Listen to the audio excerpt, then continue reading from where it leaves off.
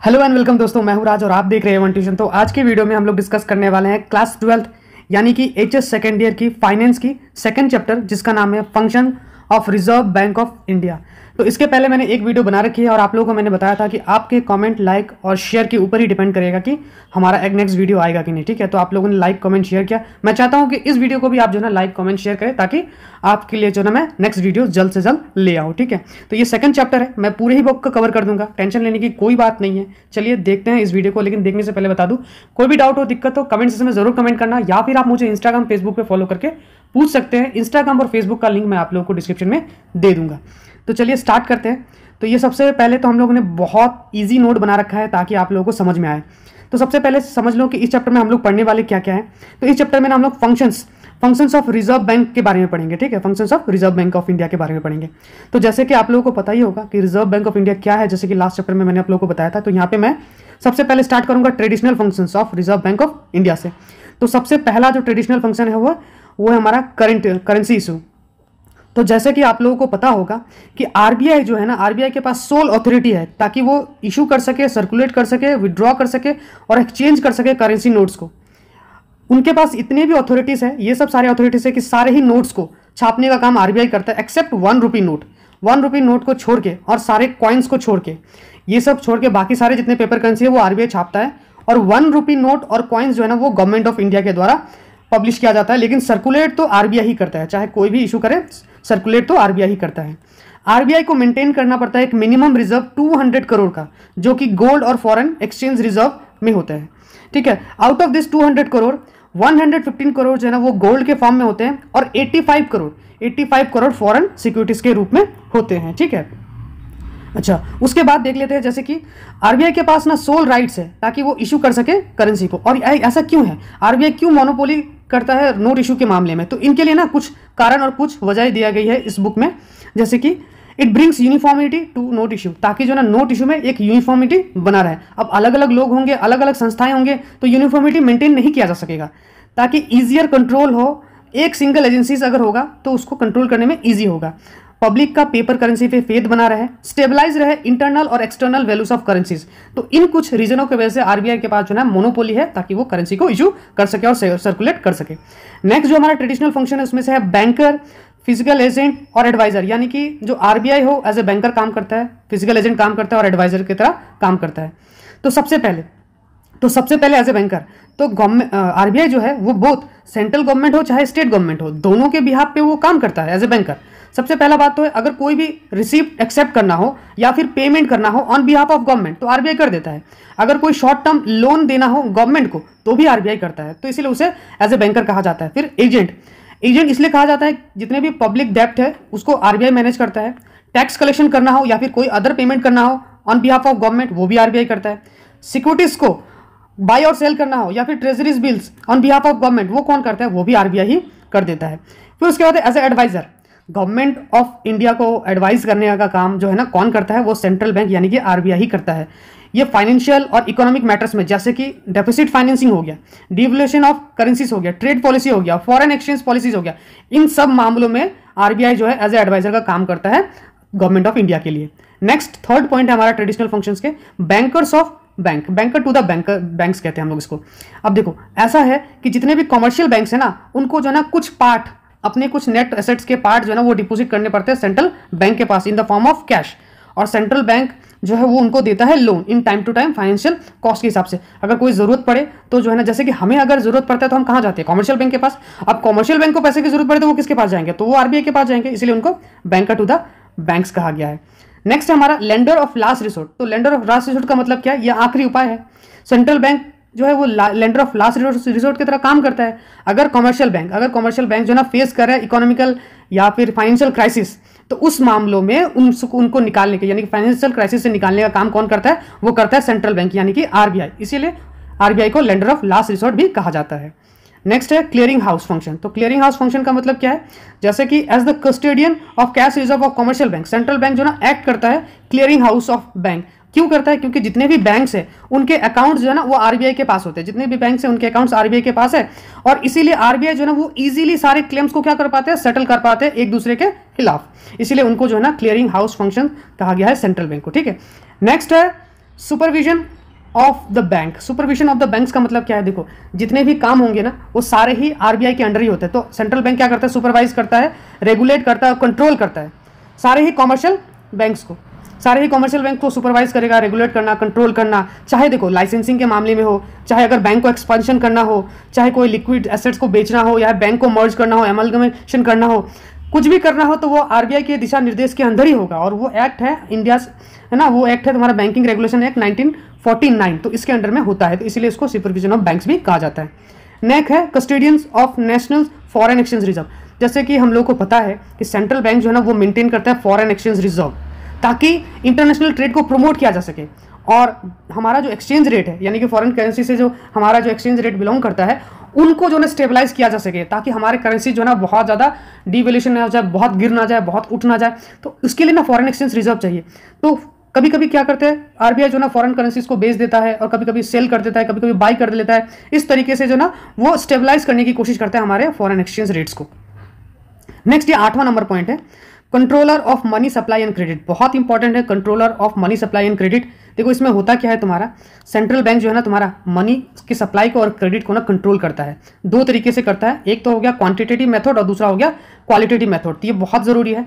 कुछ जो है ना डायरेक्ट इफेक्ट करते हैं, कुछ डायरेक्टली इफेक्ट नहीं करते। सबसे पहले हम लोग पढ़ते हैं क्वांटिटेटिव मेथड्स। तो सबसे पहले क्वांटिटेटिव मेथड्स में बैंक रेट पॉलिसीज के बारे में पढ़ते हैं। तो बैंक रेट पॉलिसी का मतलब क्या है? ये वो रेट है, बैंक रेट, जिसमें सेंट्रल गवर्नमेंट, सेंट्रल बैंक जो है यानी कि आरबीआई जो है ना वो कमर्शियल बैंक को लोन दिया करते हैं। आरबीआई कमर्शियल बैंक को लोन देते हैं जिस रेट पे, उसको हम लोग कहते हैं बैंक रेट। अगर लो बैंक रेट होगा तो बैंक जो है ना वो एंकरेज हो जाएगा ताकि वो लोन ले। अब जब वो बैंक लोन लेगा तो उसके पास बहुत सारा कैश फ्लो होगा। इससे क्या होगा? इससे वो भी पब्लिक्स को जो ना ज़्यादा सस्ते दरों पे लोन दे पाएंगे। तो पीपल्स यानी कि लोग भी एंकरेज होंगे ताकि वो लोग लोन लेंगे। अगर मान लो फॉर एग्जांपल बैंक रेट को हाई कर दिया जाता है, जब बैंक रेट को हाई कर देते हैं तो आरबीआई से ना कमर्शियल बैंक लोन कम लेते हैं, तो उस तरीके से हम भी कमर्शियल बैंक से लोन कम लेते हैं। तो देखो, अब दोनों ही अलग अलग सिचुएशन में काम करता है तुम्हारा। दो बैंक रेट जो है तुम्हारा इज लोअर ड्यूरिंग डिफ्लेशन। तो डिफ्लेशन के टाइम में बैंक रेट लो होते हैं। डिफ्लेशन का मतलब इन्फ्लेशन का उल्टा होता है, और इन्फ्लेशन का मतलब क्या होता है? जब महंगाई बहुत ज़्यादा होता है उसको हम लोग इन्फ्लेशन कहते हैं। महंगाई का उल्टा हो गया हमारा डिफ्लेशन। तो जब डिफ्लेशन होता है तो बैंक रेट जो है ना वो कम होते हैं। तो बैंक रेट जब कम होते हैं तो उससे क्या होता है? लोन जो है ना ज़्यादा बांटे जाते हैं। ठीक है, उसके बाद ओपन मार्केट ऑपरेशन। तो ओपन मार्केट ऑपरेशन का मतलब क्या है? यहाँ पे ओपन मार्केट ऑपरेशन का मतलब होता है buying and selling of government securities by central bank. अब जब भी मार्केट से पैसा निकालना हो या डालना हो तो उस समय आरबीआई क्या करती है? आरबीआई जो है ना सिक्योरिटीज, गवर्नमेंट सिक्योरिटीज को क्या करती है? मार्केट में इश्यूज कर देती है। जब मार्केट में सब सिक्योरिटी इशू किया जाएगा गवर्नमेंट सिक्योरिटी, तो ये गवर्नमेंट सिक्योरिटी जो होता है वो बहुत भरोसेमंद होता है। और क्योंकि जब बहुत भरोसेमंद होता है तो बहुत सारे इंस्टीट्यूशन, बहुत सारे जो ना अलग अलग तरीके के इंस्टीट्यूशन वो बाई कर लेते हैं सिक्योरिटीज को। जब सिक्योरिटीज को बाई कर लिया जाएगा तो पैसा क्या हो जाएगा? वो आरबीआई के पास चला जाएगा, यानी कि इकोनॉमी से बाहर निकल गया। उसी तरीके से जब इकोनॉमी में पैसा डालना होता है तो आरबीआई क्या करती है? उसी सिक्योरिटीज को वापस दोबारा सेल कर देती है। ठीक है ना, सॉरी, बाई कर लेती है। तो जब बाई कर लेगी तो पैसा क्या हो जाएगा? मार्केट में आ जाएगा। जब सेल कर देगी तो मार्केट से पैसा बाहर आ जाएगा। तो इस तरीके से ओपन मार्केट ऑपरेशन से जो है ना सिक्योरिटीज को बाय और सेल करके इकोनॉमी में पैसा अंदर और बाहर लाया जाता है। नेक्स्ट है cash reserve ratio. Cash reserve ratio क्या है? ये एक fix percentage of total deposit, यानी कि पैसा, समझ, आसान भाषा में समझो। ये आसान भाषा में समझोगे ना तो ये पैसा वो पैसा है जो कि आरबीआई के पास रखा जाता है। किसके द्वारा? कमर्शियल बैंक्स के द्वारा। एक फिक्स परसेंटेज होता है जो कि रखना पड़ता है, उसी को हम लोग कैश रिजर्व रेशियो कहते हैं। अगर सीआरआर बढ़ गया, इसका मतलब क्या है? यानी कि कमर्शियल बैंक को अब ज्यादा कैश जमा करनी पड़ेंगे। किसके पास? आरबीआई के पास। तो कमर्शियल बैंक के पास पैसा क्या होगा? कम होगा। जब कमर्शियल बैंक के पास पैसा कम होगा तो वो लैंड कम कर पाएंगे, यानी कि लोन वगैरह कम दे पाएंगे। नेक्स्ट हमारा एसएलआर का मतलब क्या होता है? यहाँ पे कुछ फिक्स परसेंटेज ऑफ मनी जो है, एसेट जो है वो इन फॉर्म ऑफ एसेट या फिर गोल्ड हो गया, वो सरकार को, सॉरी, बैंक को अपने पास रखनी होती है। ठीक है, इसी की तरह है। इसमें क्या होता है? आरबीआई के पास रखना होता है कैश, और इसमें जो है ना बैंक खुद अपने पास ही रखती है, लेकिन गोल्ड और सिक्योरिटीज के रूप में रखती है अपने पास। इसमें भी वैसा ही है। अगर एसएलआर बढ़ जाता है, अगर एसएलआर का परसेंटेज बढ़ जाता है तो बैंकों के पास क्या होगा? पैसा कम होगा, और जब पैसा कम होगा तो वो लोन कम बांट पाएंगे, यानी कि वो पैसा कम दे पाएंगे। नेक्स्ट है हमारा क्वालिटेटिव मेथड्स। तो क्वालिटेटिव मेथड्स ये भी बहुत जरूरी है। ये डायरेक्टली तो नहीं, लेकिन इनडायरेक्टली बहुत ज़्यादा इंपैक्ट करते हैं। सबसे पहला जो है रेगुलेशन ऑफ मार्जिनल रिक्वायरमेंट। ठीक है, रेगुलेशन ऑफ मार्जिनल रिक्वायरमेंट, इसको आसान भाषा में एक एग्जांपल से समझाता हूँ। मान लो कि एक घर है।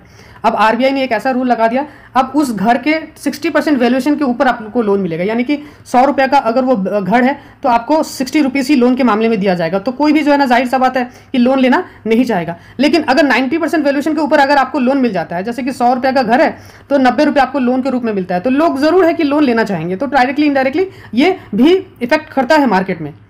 नेक्स्ट हो गया मोरल सुसेशन। तो इसमें इसका मतलब क्या है, देखो सरकार जो है ना वो आरबीआई के कुछ नियम से चलता है, तो सेंट्रल बैंक का कुछ कुछ रूल्स एंड रेगुलेशंस है, उनको जो है ना मानना पड़ता है। अगर नहीं माने तो कमर्शियल बैंक्स को ना डी लाइसेंस भी कर दिया जाता है या फिर पेनल्टीज भी लगाया जाता है। नेक्स्ट है हमारा selective credit control. Selective credit control ये भी इंपॉर्टेंट टॉपिक ही है। उसके बाद है डायरेक्ट एक्शन। डायरेक्ट एक्शन में क्या होता है, ये सारे कंट्रोल्स एंड डायरेक्शन जो आरबीआई के थ्रू आता है वो कमर्शियल बैंक्स को मानना पड़ता है, ताकि किस तरीके से लैंडिंग और इन्वेस्टमेंट हो। अगर मान लो कि डायरेक्ट एक्शन किस तरीके का हो सकता है, ये जो है ना ऐसा हो सकता है कि ये रिफ्यूज़ कर दे, आरबीआई रिफ्यूज़ कर दे rediscounting of bills of commercial banks, refuse कर सकता है to refuse loans, to impose monetary penalties, यानी कि मॉनेटरी पेनल्टी लगाया जा सकता है बैंकों के ऊपर में। डी रिकॉग्निशन हो सकता है कमर्शियल बैंक को, मैंने बताया था ना आपको, डी लाइसेंसिंग, डी रिकॉग्निशन कर दिया जाए। फिर disallow of bank to conduct banking businesses, banking businesses से मतलब करने से रोक दिया जाए। तो इस तरीके से जो ना बहुत सारा जो ना इफ एंड बट लगाया जा सकता है, किसके द्वारा, आरबीआई के द्वारा लगाया जा सकता है। जैसे कि हाल फिलहाल में आपने सुना होगा कोटक महिंद्रा के ऊपर में जो ना कुछ रिस्ट्रिक्शन लगाई गई है, एक साल पहले एचडीएफसी बैंक के ऊपर लगाया गया था। तो आरबीआई जो है ये सब सारी चीज़ों को कर सकती है। नेक्स्ट है हमारा supervisory function. Supervisory function of RBI यानी कि रिजर्व बैंक ऑफ इंडिया क्या है, तो रिजर्व बैंक ऑफ इंडिया जो ना वो लाइसेंस इशू कर सकता है for setting new banks, establish करना अगर नया ब्रांच तो भी। उसके बाद ये प्रिस्क्राइब करता है कि minimum requirement paid up capital और रिजर्व्स कितना होना चाहिए, वो कितना मेंटेन करना है अदर लिक्विड एसेट्स में। ये इंस्पेक्ट करते रहता है वर्किंग ऑफ जितने भी शेड्यूल बैंक है इंडिया या फिर अब्रॉड में, ताकि जो है एक साउंड ऑपरेशन चलता रहे। ये इन्वेस्टिगेशन भी कंडक्ट करता है कंप्लेंट जब मिले या फिर इरेगुलर एक्टिविटीज़, फ्रॉड या फिर कुछ भी संदेश हो, जैसे कि थोड़ा दिन पहले आपने पंजाब नेशनल बैंक के बारे में 2-4 साल पहले के बारे में सुना था आपने, या फिर आरबीएल बैंक एक था उसके बारे में भी सुना था आप लोगों ने। तो ये सब जो है ना सब आरबीआई कर सकती है, उनके हाथ में बहुत कुछ है। उसके बाद it controls appointments and reappointments, termination of chairman and chief executives of CEO of private bank, तो ये चाहे तो ये कर सकते हैं। इट अप्रूव्स और compels amalgamation and merger of 2 banks, वो चाहे तो 2 बैंक को मर्ज करवा देना, एमलगमेट करवा देना, तो उनके हाथों में ये है। तीसरा जो टाइप का फंक्शन है वो प्रोमोशनल फंक्शन है। तो प्रोमोशनल फंक्शन में क्या है, आरबीआई बैंकिंग हैबिट्स को डेवलप करवाता है लोगों के बीच में, एक्सपांड करता है बैंकिंग सिस्टम को, एक्सटेंड करता है ताकि जो स्मॉल जो स्केल इंडस्ट्रीज है वो बहुत ज़्यादा हेल्पफुल रहे, प्रमोट हो। Refinancing facilities for export promotion, फिर नाबार्ड के थ्रू एग्रीकल्चर क्रेडिट्स देने की कोशिश करता है, एक्सपांड करता है अपनी फैसिलिटीज़ को। फिर हेल्प करता है ताकि डेवलपमेंट ऑफ कोऑपरेटिव सेक्टर जो ना वो बहुत आगे बढ़े, इनोवेशन हो बैंकिंग बिजनेसेस में। तो ये सब सारे जो है ना वो हमारे क्या फंक्शंस हो गए, ये सब हमारे सारे प्रोमोशनल फंक्शंस हो गए। कुछ कुछ चीज़ें ऐसी भी है जो कि आरबीआई बिल्कुल नहीं कर सकता है, और वो कौन सी ऐसी चीज़ें हैं। सबसे पहला है आरबीआई तो किसी भी ट्रेड या फिर बिजनेस में इन्वॉल्व नहीं हो सकता है, वो परचेस नहीं कर सकता है शेयर्स या फिर इन्वेस्ट नहीं कर सकता किसी कंपनी में, ग्रांट कर नहीं सकता लोन नहीं दे सकता है ऑन सिक्योरिटीज ऑफ शेयर्स या फिर इमूवेबल प्रॉपर्टीज़ के ऊपर, इंटरेस्ट नहीं दे सकता है जो भी उसके पास डिपॉजिट हो उसके बदले, लोन ग्रांट नहीं कर सकता है, अनसिक्योर्ड लोन ग्रांट नहीं कर सकता है, एडवांसेस। अनसिक्योर्ड लोन पता होगा, सिक्योर्ड 2 तरीके के लोन, सिक्योर्ड और अनसिक्योर्ड। कैनॉट ड्रॉ और डिस्काउंट टर्म बिल्स और डिस्काउंट को नहीं कर सकता, ड्रॉ नहीं कर सकता है। Cannot purchase immovable properties except for the establishment of its own businesses premises. तो ये सब सारे फंक्शंस है जो कि आरबीआई बिल्कुल भी परफॉर्म नहीं कर सकता है। नेक्स्ट हमारा है system of note issue of reserve bank of India. तो आप लोगों को पता ही होगा, जैसे मैंने स्टार्टिंग में चैप्टर के बताया कि आरबीआई के पास सोल अथॉरिटी है, मोनोपोली करता है कि वो जो है ना नोट्स को पब्लिश कर दे। तो जरूर आपके बचपन में या फिर कभी ना कभी ख्याल आया होगा, जब आरबीआई के पास इतना अथॉरिटी है तो क्यों ना वो बहुत सारे पैसा छाप के लोगों को ऐसे ही दे दे, सारे लोग अमीर हो जाएंगे और गरीबी इस दुनिया से खत्म ही हो जाएगी। तो आप गलत है, ऐसे करने की कोशिश जिम्बाब्वे, वेनेजुएला ऐसे कंट्रीज ने किया था, तो वहाँ पे जो ना बहुत ज़्यादा हाइपर इन्फ्लेशन आ गया था। तो यहाँ पे जो है ना कुछ सिस्टम के द्वारा ही जो है ना वो नोट को इशू किया जा सकता है। पहला है हमारा प्रोपोर्शनेट रिजर्व सिस्टम, जो कि सबसे पहले इंट्रोड्यूस किया गया था जर्मनी में 1875 में, इंडिया में भी फॉलो किया गया था 1935 से लेके 1956 तक। बाद में हम लोगों ने मिनिमम रिजर्व सिस्टम को अडॉप्ट किया 1957 से। तो यहाँ पे क्या था, under this system central bank को ना मेंटेन करना पड़ता है certain percentage of total note issue in gold and convertible securities, और ये परसेंटेज जो है ना वो वेरी करेगा from total note issue in gold and convertible securities. ये हो सकता है, वेरी कर सकता है 25 से लेकर 40% तक। बाकी जो नोट इश्यूज है वो गवर्नमेंट सिक्योरिटीज में हो सकते हैं। ठीक है, यहाँ पे मान लो कि एग्जांपल लेते हैं, ये जो ना इंश्योर करता है बहुत इलास्टिसिटी एंड पब्लिक कॉन्फिडेंस के लिए। whenever there is an inflow of gold there is multiple expansion of currencies. Example से समझते हैं, अगर गोल्ड रिजर्व फिक्स्ड है 25% ऑफ नोट इशू, तो 400 crore of rupees could be issued against 100 crore of rupee of gold. अगर 100 crore of rupee of gold को withdraw किया जाता है तो जो करेंसी जो एक्सटेंड किया गया था 400 करोड़ वो क्या हो जाएगा ऑफ रुपी, वो क्या हो जाएगा, कैंसिल हो जाएगा. तो ये जो है ना नॉर्मल सिचुएशन में बहुत अच्छा काम करता है. This system holds good in normal situation, लेकिन हर एक सिचुएशन में काम नहीं करता है. हम अभी जो फॉलो करते हैं वो मिनिमम रिजर्व सिस्टम. इस मिनिमम रिजर्व सिस्टम के हिसाब से ही जो है ना आरबीआई जो ना एकदम अनलिमिटेड पैसा नहीं छाप सकता, उसके भी कुछ बाउंडेशन और कुछ लिमिटेशंस है. तो मिनिमम रिजर्व सिस्टम को आप अच्छे से पढ़ के जाना. इस सिस्टम के हिसाब से अंडर दिस सिस्टम बैंक को मेंटेन करना पड़ता है minimum reserve of gold and foreign securities for issuing notes, जिसमें मिनिमम रिजर्व सिस्टम मेंटेन करना पड़ता है सेंट्रल बैंक के द्वारा. And country can issue any amount of notes according to the needs of the country. Country के need के हिसाब से जो है ना वो करेंसी को इशू किया जाता है. The reserve bank of India ने अडॉप्ट किया था इस मिनिमम रिजर्व सिस्टम को 1957 में. उससे पहले मैंने बताया था आप लोगों को प्रोपोर्शनेट रिजर्व सिस्टम को हम लोग फॉलो करते थे. तो यहाँ पे जो है ना मिनिमम रिजर्व 200 करोड़ का मेंटेन किया जाता है गोल्ड और फॉरेन में सिक्योरिटीज में, जिसमें से 200 करोड़ के गोल्ड में से 115 करोड़ जो मेंटेन किया जाता है गोल्ड में और 85 करोड़ वो रिजर्व किया जाता है फॉरेन सिक्योरिटीज में.